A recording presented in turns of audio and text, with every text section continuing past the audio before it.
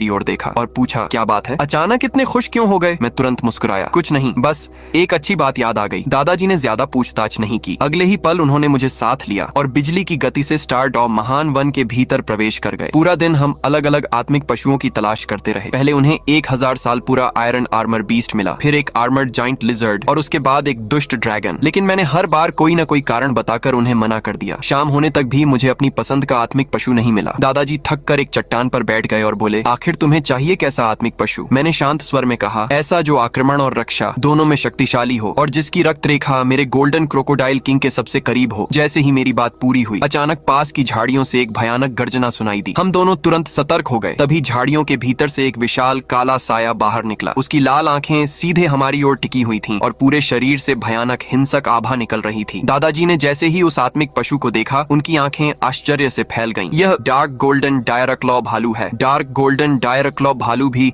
दादाजी की ताकत को महसूस कर चुका था। उसकी आंखों में डर साफ दिखाई दे रहा था, लेकिन वह पीछे हटने वाला नहीं था। उसने जोरदार गर्जना की और पूरी ताकत से हमारी ओर झपट पड़ा। दादाजी ने बिना समय गंवाए अपना मार्शल सोल सक्रिय कर लिया। एक पल में उनका शरीर विशाल गोल्डन क्रोकोडाइल के रूप में बदल गया। एक 98वें स्तर के पीक टाइटल डोलुओं के सामने 1000 साल पुराना आत्मिक पशु टिक ही नहीं सकता था। कुछ ही वारों में दादाजी ने उसे अधमरा कर जमीन पर गिरा दिया। मैं धीरे धीरे उसके पास पहुंचा और अपनी छोटी सी छुरी बाहर निकाली। मुझे ऐसा करते देखकर दादाजी ने हैरानी से पूछा, जिन मियान, कहीं तुम सचमुच इसी 1000 साल पुराने सोल रिंग को अपना पहला सोल रिंग बनाने की सोच तो नहीं रहे? मैंने शांत स्वर में कहा, डार्क गोल्डन डायरक्लॉ भालू आक्रमण और रक्षा दोनों में बेहद संतुलित है और इसकी रक्त रेखा मेरे गोल्डन क्रोकोडाइल किंग से सबसे अधिक मेल खाती है। इतना कहकर मैंने बिना किसी झिझक के अंतिम वार किया। भालू ने एक आखिरी दर्द भरी गर्जना की और हमेशा के लिए शांत हो गया। अगले ही पल उसके शरीर से एक चमकता हुआ बैंगनी रंग का 1000 साल पुराना सोल रिंग धीरे धीरे ऊपर उठने लगा। मैं तुरंत जमीन पर पालथी मारकर बैठ गया और पूरे ध्यान के साथ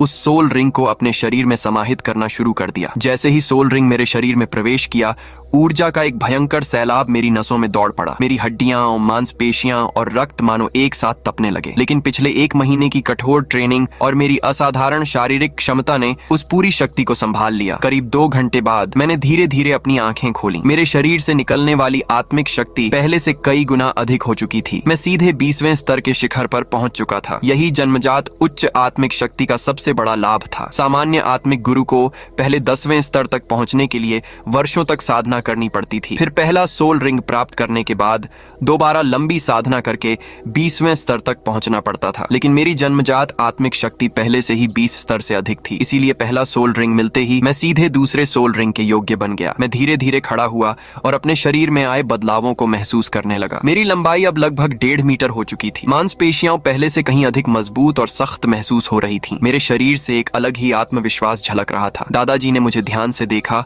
और आखिरकार राहत की सांस ली। इतिहास में पहली बार किसी ने अपना पहला सोल रिंग 1000 साल पुराना प्राप्त किया है। तुम्हारी प्रतिभा सचमुच अभूतपूर्व है। फिर उन्होंने उत्सुकता से पूछा, जिन मियान, तुम्हारा पहला आत्मिक कौशल क्या है? मैंने मुस्कुराते हुए उत्तर दिया, मेरा पहला आत्मिक कौशल डार्क गोल्डन ओवरलॉर्ड बॉडी है। यह एक ऑलराउंड बफ प्रकार का कौशल है। इसे सक्रिय करने पर मेरे सभी गुण 200% बढ़ जाते हैं, जबकि मेरी ताकत और रक्षा क्षमता 300% तक बढ़ जाती है। इसके अलावा इस दौरान मैं सभी नकारात्मक प्रभावों से पूरी तरह सुरक्षित रहता हूँ और हर 10 स्तर बढ़ने पर इसकी शक्ति 20% और बढ़ती जाएगी। बस एक कमी है, मेरी वर्तमान आत्मिक शक्ति के अनुसार मैं इसे केवल लगभग 10 मिनट तक ही सक्रिय रख सकता हूँ। मेरी बात पूरी होते ही अचानक मेरे दाएं हाथ में तेज दर्द उठने लगा। मैंने तुरंत अपना दायां हाथ पकड़ लिया। दर्द इतना असहनीय था कि मेरा पूरा शरीर कांपने लगा। दादाजी घबरा गए। उन्होंने जल्दी से मेरे पास आकर पूछा, जिन मियान, क्या हुआ? कहीं 1000 साल का सोल रिंग तुम्हारे शरीर पर उल्टा असर तो नहीं कर रहा? वह तुरंत मेरी जांच करने लगे, लेकिन अगले ही पल जो दृश्य उनके सामने आया उसे देखकर वह पूरी तरह स्तब्ध रह गए। मेरे दाएं हाथ से सुनहरी रोशनी निकलने लगी। धीरे धीरे वह रोशनी गहरी होती गई और मेरी हथेली के ऊपर एक गहरे सुनहरे रंग की हड्डी जैसी आकृति बनने लगी। उसे देखते ही दादाजी की आंखें अविश्वास से फैल गईं। हे भगवान, ये तो सोल बोन है, और वह भी अत्यंत दुर्लभ एक्सटर्नल सोल बोन। उनकी आवाज खुशी और हैरानी से कांप रही थी। उन्होंने तुरंत मुझे निर्देश दिया, जल्दी अपनी आत्मिक शक्ति चलाओ। इस सोल बोन को अपने दाएं हाथ के साथ पूरी तरह मिलाने की कोशिश करो। मैं भी यह सुनकर चौंक गया। तो ये सोल बोन है। मेरे मन में खुशी की लहर दौड़ गई। मुझे खुद यकीन नहीं हो रहा था कि मेरी किस्मत इतनी अच्छी हो सकती है। बिना समय गंवाए मैंने तुरंत अपनी आत्मिक शक्ति को नियंत्रित किया और सोल बोन को अपने हाथ के साथ मिलाना शुरू कर दिया। धीरे धीरे वह सुनहरी हड्डी मेरी त्वचा के भीतर समाने लगी। 1 घंटे बाद मेरे दाएं हाथ से निकल रही सुनहरी रोशनी पूरी तरह गायब हो गई। असहनीय दर्द भी समाप्त हो चुका था। मैंने धीरे से अपनी मुट्ठी बंद की। तुरंत मुझे महसूस हुआ कि मेरे पूरे दाएं हाथ की ताकत पहले से कई गुना बढ़ चुकी है। सबसे बड़ी बात यह थी कि यह साधारण सोल बोन नहीं थी, ये एक विकसित होने वाली बाहरी सोल बोन थी। जैसे जैसे मेरी आत्मिक शक्ति और स्तर बढ़ेंगे, इसकी शक्ति भी लगातार बढ़ती जाएगी। दादाजी ने उत्सुकता से पूछा, कैसा महसूस हो रहा है? मैंने मुस्कुराते हुए अपना दायां हाथ देखा। बहुत शानदार, ऐसा लग रहा है जैसे मेरे इस हाथ में असीम शक्ति भर गई हो। दादाजी ने पूरी तरह संतुष्ट होकर मेरे कंधे पर हाथ रखा। बहुत अच्छा, आज तुम्हें पहला सोल रिंग भी मिल गया और साथ ही इतनी दुर्लभ बाहरी सोल बोन भी। यह सचमुच अविश्वसनीय सौभाग्य है। उन्होंने मुस्कुराते हुए आगे कहा, चलो अब तुम्हारे दूसरे सोल रिंग की तलाश शुरू करते हैं। मैंने सिर हिलाया। इसके बाद हम दोनों फिर से स्टारडॉ महान वन की गहराइयों की ओर बढ़ने लगे। इस बार हमारा लक्ष्य पहले से भी अधिक शक्तिशाली आत्मिक पशु था, क्योंकि अब मेरा दूसरा सोल रिंग पहले से कहीं अधिक शक्तिशाली होने वाला था। और इस बार हमारी किस्मत भी कमाल की थी। ज्यादा तलाश नहीं करनी पड़ी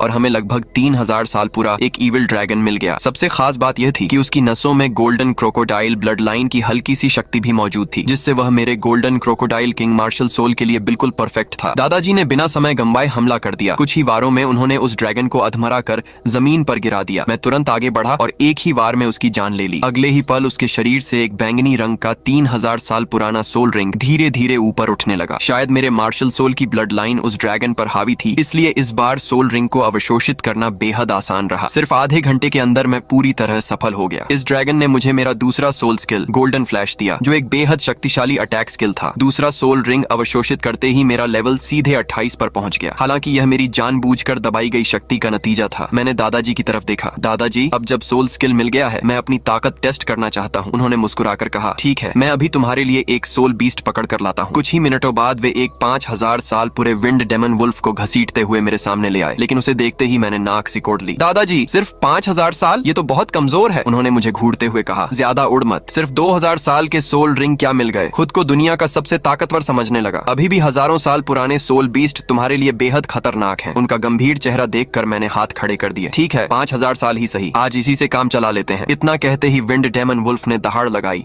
और बिजली जैसी रफ्तार से मेरी तरफ झपट पड़ा। मैंने बस हल्का सा कदम पीछे हटाया और उसका हमला आराम से बचा लिया। पहला soul skill dark golden body. जैसे ही मेरी आवाज गूंजी, मेरा पूरा शरीर सुनहरी रोशनी से चमक उठा। मैं पलक झपकते ही उसकी पीठ के पीछे पहुंच गया और पूरी ताकत से मुक्का मारा। धड़ाम, जमीन पर एक विशाल गड्ढा बन गया, लेकिन विंड डेमन वुल्फ अपनी तेज रफ्तार की वजह से पहले ही वहां से हट चुका था। अगले ही पल उसने अपने नुकीले दांत दिखाते हुए सीधे मेरी गर्दन पर हमला किया। मैंने मुस्कुराते हुए एक जोरदार लात मारी। भेड़िया कई मीटर दूर जा गिरा। स्पीड तो अच्छी है, लेकिन ताकत अभी भी कम है। मैंने उंगली से उसे फिर आने का इशारा किया। मेरी चुनौती देखकर वह पूरी तरह भड़क गया। उसने अपना मुंह खोला और नीले रंग की ऊर्जा की एक विशाल किरण मेरी तरफ छोड़ दी। मैंने भी बिना घबराए अपना दूसरा सोल स्किल इस्तेमाल किया। दूसरा सोल स्किल गोल्डन फ्लैश। मेरे हाथों में एक चमकता हुआ सुनहरा ऊर्जा गोला बन गया और अगले ही पल वह सीधे भेड़िए की किरण से टकरा गया। दोनों शक्तियां कुछ सेकंड तक बराबरी पर भिड़ी रहीं। मैं हंसते हुए बोला, ताकत बुरी नहीं है, लेकिन क्या तुम्हें नहीं पता, ऊर्जा की लड़ाई में आखिर जीत हमेशा मेरी ही होगी। इतना कहकर मैंने अपनी सोल पावर और बढ़ा दी। बूम! भयंकर विस्फोट हुआ और विंड डेमन वुल्फ का पूरा शरीर झलकर काला पड़ गया। मैं धीरे धीरे उसके पास पहुंचा, अपनी जेब से दवा निकाली और उसके घावों पर लगा दी। मेरी ताकत टेस्ट कराने के लिए धन्यवाद, अब तुम जा सकते हो। मेरी बात सुनते ही वह बिना पीछे देखे जंगल की गहराइयों में भाग गया। लेकिन तभी अचानक चारों तरफ से भारी कदमों की आवाजें गूंजने लगीं। कुछ ही पलों में शाही सैनिकों ने मुझे चारों ओर से घेर लिया। तभी भीड़ के पीछे से एक घमंडी आवाज सुनाई दी, मेरे पसंदीदा सोल बीस्ट को छोड़कर अब इतनी आसानी से जाने की सोच भी मत। मैंने नजर उठाई तो देखा कि सैनिकों के बीच से एक शाही वस्त्र पहने युवक बाहर आया। वह और कोई नहीं बल्कि तियांडो साम्राज्य का युवराज श्वेछिंगे था। उसके साथ 3 शक्तिशाली शिक्षक और बड़ी संख्या में सैनिक भी मौजूद थे। एक सेनापति ने तलवार निकालकर मेरी तरफ इशारा किया। बदतमीज, युवराज के सामने घुटनों के बल बैठ। उसकी बात सुनते ही मेरा गुस्सा भड़क उठा। घुटने टेकूं? किस लिए? सिर्फ इसलिए कि ये कोई युवराज है, मैं इसे जानता तक नहीं। मेरी बात सुनते ही सेनापति चिल्लाया, दुस्साहसी, इसे तुरंत गिरफ्तार करो। लेकिन तभी श्वेछिंगे ने हाथ हाथ उठाकर सभी को रोक दिया। वह मुस्कुराते हुए मेरी तरफ बढ़ा। दिलचस्प, तुम्हारा नाम क्या है? किस संप्रदाय से हो? मैंने बिना एक पल गंवाए झूठ बोल दिया। नाम है शिंग दाओरोंग। शुए छिंगे ने कुछ पल सोचा। उसे याद नहीं आया कि इस नाम का कोई प्रसिद्ध परिवार या संप्रदाय भी है। उसे लगा कि मैं कोई साधारण प्रतिभाशाली सोल मास्टर हूँ। यही सोचकर उसने मुझे अपने पक्ष में करने का फैसला किया। वह मुस्कुराकर बोला, शिंग दाओरोंग, तुमने मेरे सोल बीस्ट को छोड़ दिया, ये अपराध है, लेकिन अगर तुम मेरी सेवा स्वीकार कर लो तो मैं तुम्हें माफ कर सकता हूँ। मैं तुम्हें पूरे साम्राज्य के सबसे बेहतरीन संसाधन दूंगा। 3 शक्तिशाली सोल डोलुओ खुद तुम्हें प्रशिक्षित करेंगे। उनमें से किसी एक को अपना गुरु चुन सकते हो। मैंने बिना सोचे जवाब दिया। मुझे कोई दिलचस्पी नहीं, और जहाँ तक इन तीनों की बात है, ये लोग मुझे सिखाने के लायक भी नहीं है। मेरी बात सुनते ही तीनों शिक्षकों का चेहरा गुस्से से लाल हो गया। शुए छिंगे की मुस्कान भी गायब हो गई। उसने ठंडी आवाज में कहा, लड़के, सम्मान देना सीखो। या तो मेरे साथ चलो या फिर यहीं अपनी जान गंवा दो। मैं हंस पड़ा। सिर्फ तुम लोगों के भरोसे मुझे मार दोगे? सपना देख रहे हो? अगर लड़ना है तो आ जाओ। इतना कहते ही तीनों सोल डोलुओं आगे बढ़ गए, लेकिन मैं बिल्कुल भी नहीं घबराया। मैंने सिर उठाकर पेड़ की ऊंची शाखा की तरफ देखा और मुस्कुराकर बोला, दादाजी, अब और कितना तमाशा देखेंगे? अगर अभी भी नहीं आए तो सच में आपका पोता पिट जाएगा। अगले ही पल आसमान से एक भारी आकृति बिजली की तरह नीचे उतरी। धड़ाम! जमीन जोर से कांप उठी। मेरे दादाजी गोल्डन क्रोकोडाइल डोलुओ सबके सामने खड़े थे। उन्होंने आते ही एक हल्का सा हाथ घुमाया। धड़ाम धड़ाम धड़ाम! तीनों सोल डोलुओं हवा में उड़ते हुए